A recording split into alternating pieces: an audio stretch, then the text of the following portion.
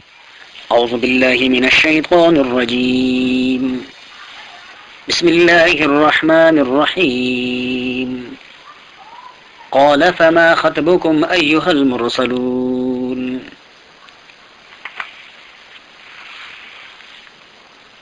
سورہ زاریات کے دوسری رکوع کی یہ دوسرا حصہ ہے جو 27ویں پارے پہ مشتمل ہے، اور یہ اس سورہ مبارکہ کے آیت نمبر 31 سے لے کر آیت نمبر 47 تک کے آیاتوں پر مشتمل ہے۔ حضرت ابراہیم علیہ السلام کے واقعے کا تسلسل ہے، جس کا کچھ حصہ 26ویں پارے کے آخری آیاتوں میں ہو گزرا۔ حضرت ابراہیم علیہ السلام کو جب فرشتوں نے ان کے ہاں حضرت اسحاق علیہ السلام کی پیدائش کی خوشخبری سنائی، تو حضرت ابراہیم علیہ السلام نے ان سے پوچھا کہ بھئی تم لوگوں کے آنے کا اصل مطلب کیا ہے، یعنی اصل جو مہم ہے جس کے لیے تمہیں بھیجا گیا ہے وہ کیا ہے؟ ضرور کسی اہم مقصد کے لیے ان کا نزول ہوا تھا، اس لیے کہ حضرت ابراہیم علیہ السلام کے ہاں اولاد تو فرشتوں کی خوشخبری کے بغیر بھی ہو سکتی تھی، لیکن جو فرشتے اللہ نے بھیجے اور پھر وہ بھی انسانی صورتوں میں، تو یقیناً ان کا مہم یا ان کا مقصد کچھ اور تھا، اس لیے وہ مقصد حضرت ابراہیم علیہ السلام نے پوچھا۔ قال، حضرت ابراہیم نے پوچھا، فما خطبکم، کیا مطلب ہے تمہارا، ایھا المرسلون، اے بھیجے ہوئے ہو۔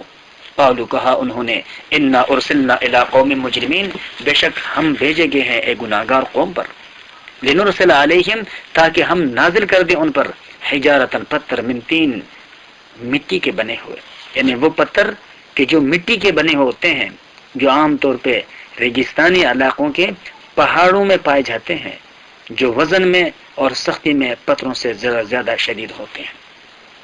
مصومۃ عند ربک للمسرفین، یہ نشان پڑی ہوئی ہے تیرے رب کے یہاں سے حد سے نکلنے والوں کے لیے۔ اب ان نشانات سے کیا مراد ہے؟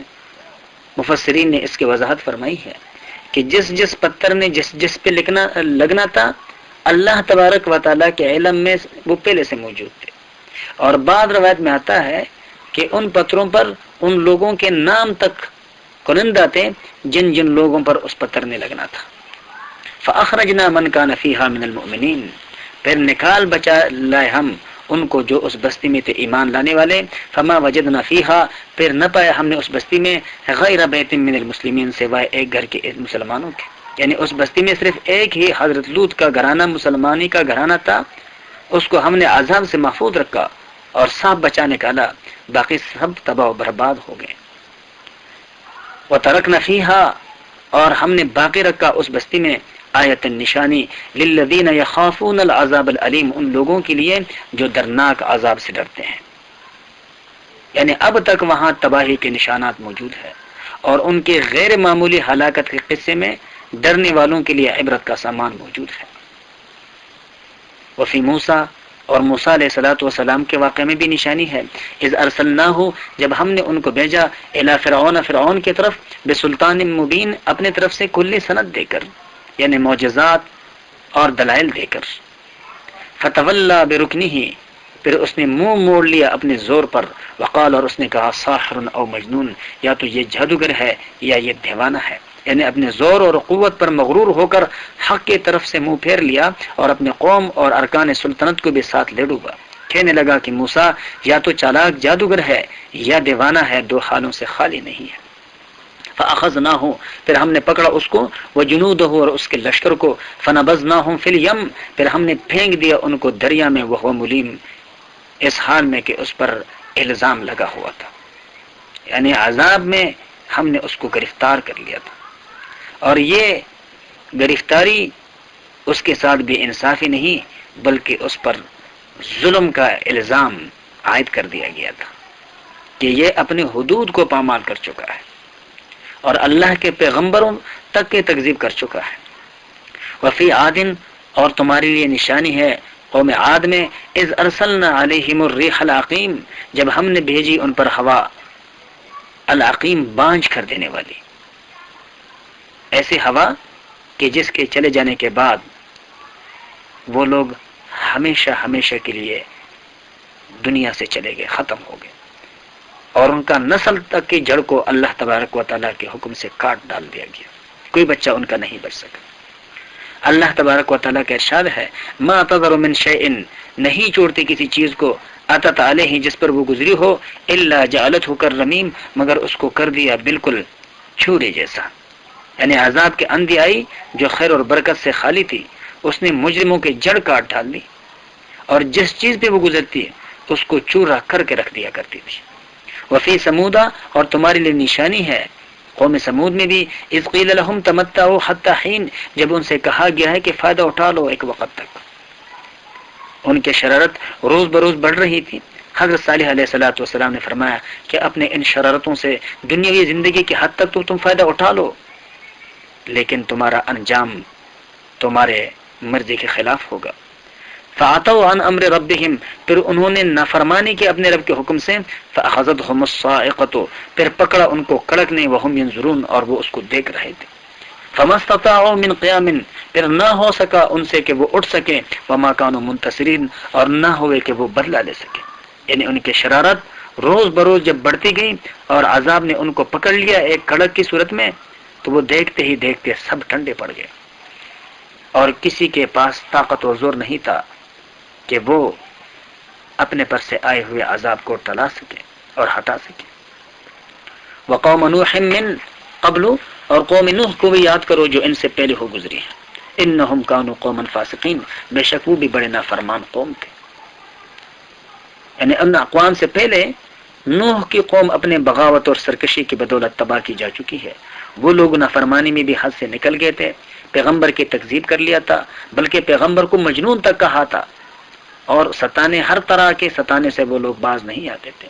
سارے الزامات جو کسی پر لگائے جا سکتے ہیں انہوں نے اللہ کے پیارے بندے پہ لگائے، مارتے تھے ان کو، یہاں تک کہ حضرت نوح علیہ السلام بے ہوش ہو جاتے تھے، لیکن جو ہی ہوش میں آتے پھر دعا کرتے، اے اللہ میرے اس قوم کے لوگوں کو ہدایت عطا کر دے، فإنہم لا یعلمون، اس لیے کہ یہ جانتے نہیں ہیں، یہ میرے نافرمانی اور تیرے حکموں کا انکار کر کے اپنے آخرت سے بے خبر ہے اور میرے ستانے کے انجام سے بے خبر ہے۔ وآخر دعوانا ان الحمدللہ رب العالمین۔ اعوذ باللہ من الشیطان الرجیم، بسم اللہ الرحمن الرحیم۔ والسماء بنيناها بأيد وإنا لموسعون والأرض فرشناها فنعم الماهدون۔ 27ویں پارے سورہ زاریات کے یہ تیسری اور آخری رکوع ہے۔ یہ رکوع آیت نمبر 47 سے لے کر تا اختتام سورت آیت نمبر 61 تک کے آیاتوں پر مشتمل ہے۔ اس رکوع میں اللہ تبارک و تعالیٰ کی عظیم قدرت اور اللہ تبارک و تعالیٰ کے قدرتوں کے کچھ نمونوں کا تذکرہ ہے، وہ نمونے کہ جو اللہ کے منکروں کو بھی دکھائی دے رہے ہیں، جن کے بارے میں اللہ کا ہی یہ وعدہ ہے کہ یہ سب کچھ میں نے پیدا کیا ہے، اور منکروں کے سامنے بھی کوئی ایسی ہستی دوسری نہیں ہے کہ جس کا یہ دعویٰ ہو کہ یہ خالق، کہ اس کائنات کا خالق میں ہوں اور اس کائنات کا نظام میرے دم سے چل رہا ہے۔ جب اللہ تبارک و تعالیٰ ہی واحد لا شریک نے اس سارے کائنات کو کسی کی مدد کیے بغیر محض اپنے حکم کن سے پیدا کیا، تو پھر بندگی کا لائق بھی وہی اللہ ہے۔ یہ کیسا ہو سکتا ہے کہ انسانوں کا خالق اور انسانوں کا مالک اور انسانوں کا رازق اور اس کائنات کا تخلیق کرنے والا تو ایک ہو اور بندگی کسی دوسری کے لیے حق قرار دیا جائے؟ چنانچہ ارشاد باری تعالیٰ ہے وَالسَّمَاءَ بَنَيْنَاهَا، اور بنایا ہم نے آسمان کو بِأَيْدٍ اپنے ہاتھ سے، یعنی اپنے دست قدرت سے، وَإِنَّا لَمُوسِعُونَ، اور بے شک اس پہ ہم پوری طریقے سے قادر ہے۔ موسعون مفسرین نے دو مطالب بیان فرمائے ہیں۔ ایک معنی اس کا ہے طاقت اور مقدرت رکھنے کی، اور دوسرے اس کے معنی ہیں اس کو وسیع تر کر دینے کی۔ تو اللہ تبارک و تعالیٰ کے اس کائنات میں وسیع تر کرنا یہ ہے کہ روز بروز اللہ تبارک و تعالیٰ کے اس کائنات میں اللہ کی تخلیق کے نئے نئے کرشمے رونما ہو رہے ہیں.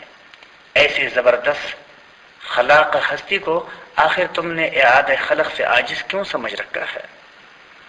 اور دوسری وسعت اس پہ اس لحاظ سے ہے کہ یہ دنیا جو ایک محدود ہے، اللہ تبارک و تعالیٰ اس بات پہ قادر ہے کہ وہ انسانوں کے لیے اس دنیا سے وسیع اور عریض دنیا، ایسی دنیا جو سدا آباد رہے، یہ انسان اس میں سدا خوشحال رہے، زندہ رہے.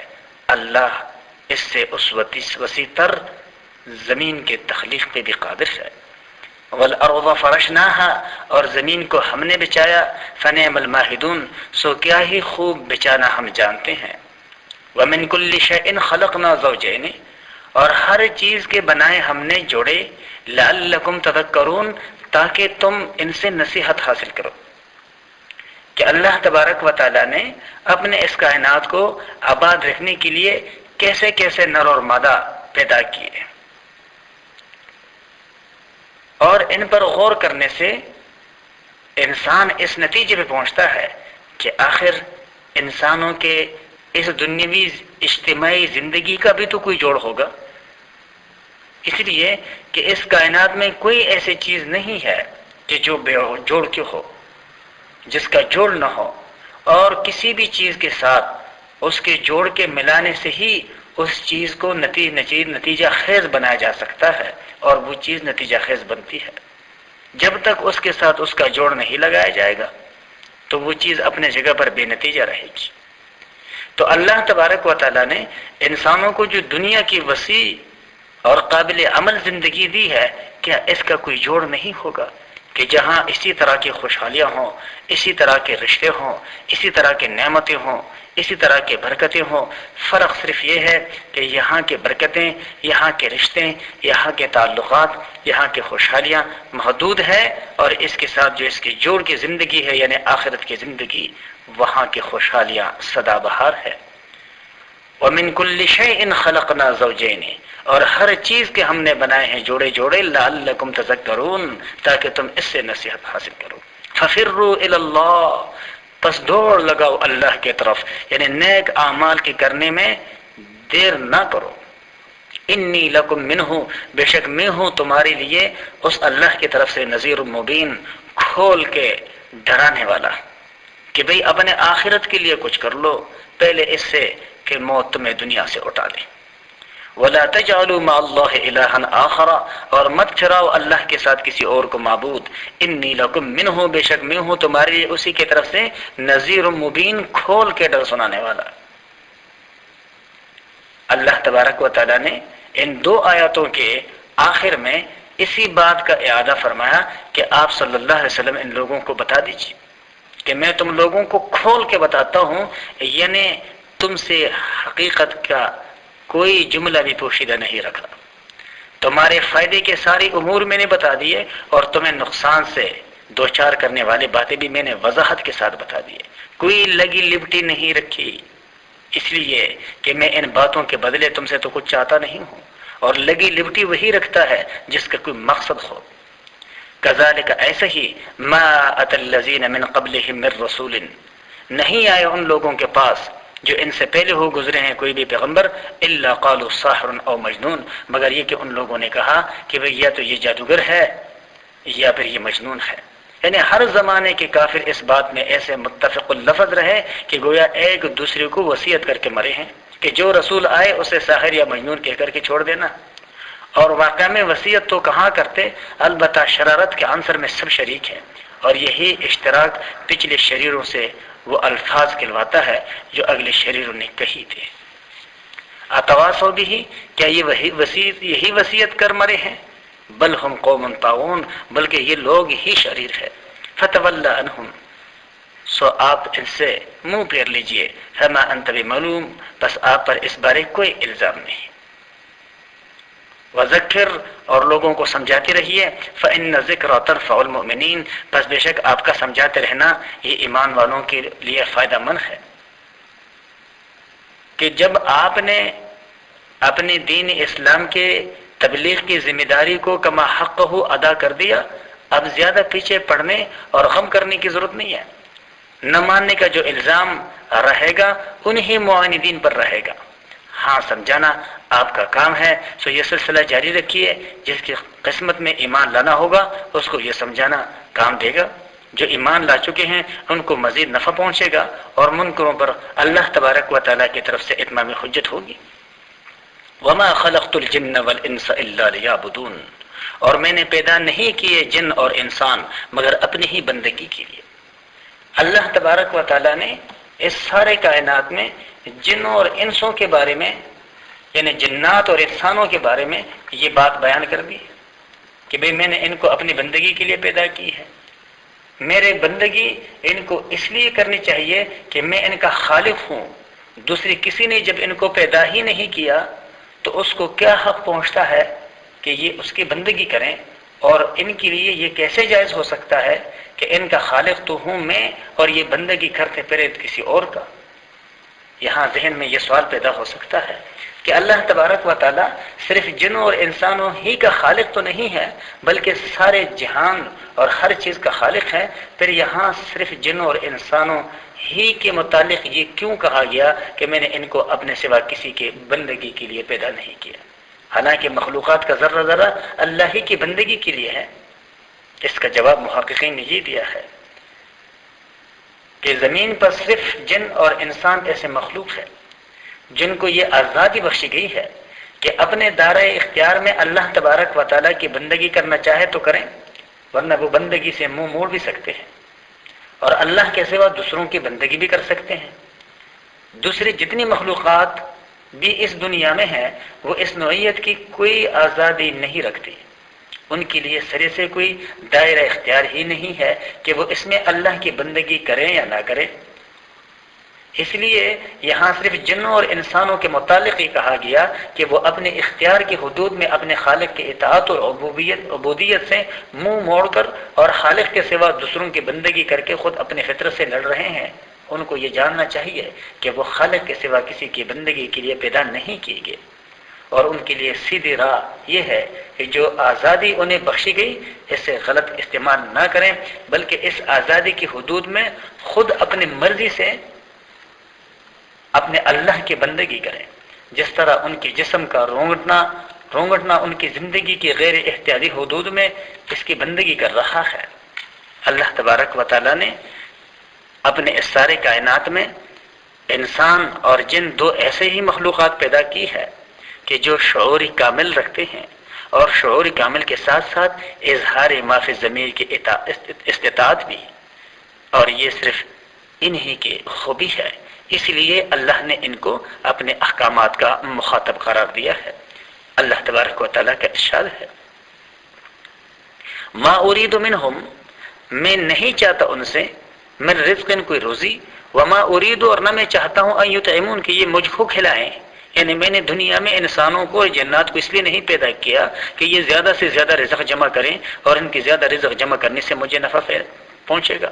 ان اللہ هو الرزاق، بے شک اللہ جو ہے وہی ہے روزی دینے والا، ذو القوۃ المتین، زورا اور مضبوط۔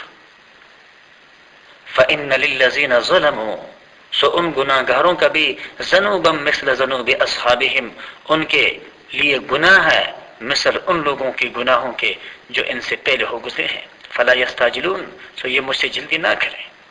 یعنی اگر یہ ظالم بندگی کی طرف نہیں آتے تو سمجھ لو کہ دوسرے ظالموں کی طرح ان کا ڈھول بھی بھر چکا ہے، بس اب ڈوبنا چاہتا ہے، خواہ مخواہ سزا میں جلدی نہ مچائیں، جس سے دوسرے کافروں کو اللہ تبارک و تعالیٰ کی طرف سے سزا کا حصہ پہنچا، ان کو بھی پہنچ کر رہے گا۔